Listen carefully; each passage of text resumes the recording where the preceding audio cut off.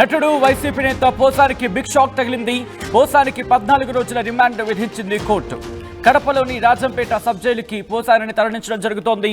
భారీ పోలీసు బందోబస్తు మధ్య పోసాని తరలింపుకి సంబంధించిన విజువల్స్ మీరు చూస్తున్నారు. రాత్రంతా కోర్టులోని వాదనలు కొనసాగాయి.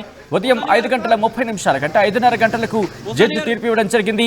పోసాని తరపు వాదనను వినిపించారు పొన్నవోలు.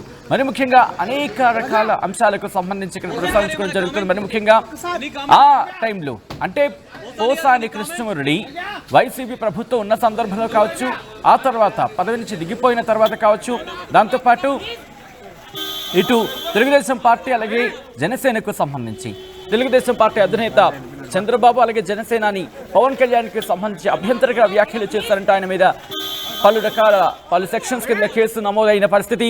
ఈ నేపథ్యంలో కోర్టులో రాత్రంతా కూడా వాదనలు జరిగాయి. ఒకసారి ఇదే అంశానికి సంబంధించి పోసాని కృష్ణమురళి తరపున వాదనను వివరిస్తున్న పొన్నవోలు సుధాకర్ మాట్లాడడం జరుగుతోంది. ఆయన ఏమంటున్నారో చూద్దాం. ఈ కేసుకు అప్లై కాదు అని స్పష్టంగా చెప్పాడు. అబ్సీనిటీ గురించి సెక్షన్ 67 ఐటీ యాక్ట్ అది కూడా అప్లై కాదన్నారు. కానీ వర్గ వైషమ్యాలు క్రియేట్ చేసే 2 సెక్షన్లు ఉన్నాయి కాబట్టి అది ఆ సెక్షన్ దీనికి అనువర్తిస్తాయని నిర్ధారించాను కాబట్టి రిమాండ్ పంపిస్తున్నా అని చెప్పారు. కాబట్టి మెజారిటీ చెప్తారు కదండి, మోకాటిలో మొలలోతు కష్టంలో మొలలోతు కష్టంలో మోకాటిలోతు ఆనందం మాకు జరిగింది. సో ఇట్స్ 50-50 అంటే నిజంగా లైఫ్ పనిష్మెంట్ 111 ఉంటే చాలా ఇబ్బంది పడి ఉండేవాడు ఆయన. సో అది కోర్టు వారు దయచేసి మా వాదన పరిగణనలో తీసుకొని అది కుదరవని చెప్పారు కాబట్టి వేర్ హ్యాపీ. వైఎస్ఆర్సీపీ నేతలు జైలుకు పంపడం ఈ ప్రభుత్వం అంతకన్నా ఇంకేం లేదండి. వారు అధికారంలోకి వచ్చింది ప్రజలకు ఏదో మేలు చేస్తారని సూపర్ 6 ఏదో 6లు పెట్టారు.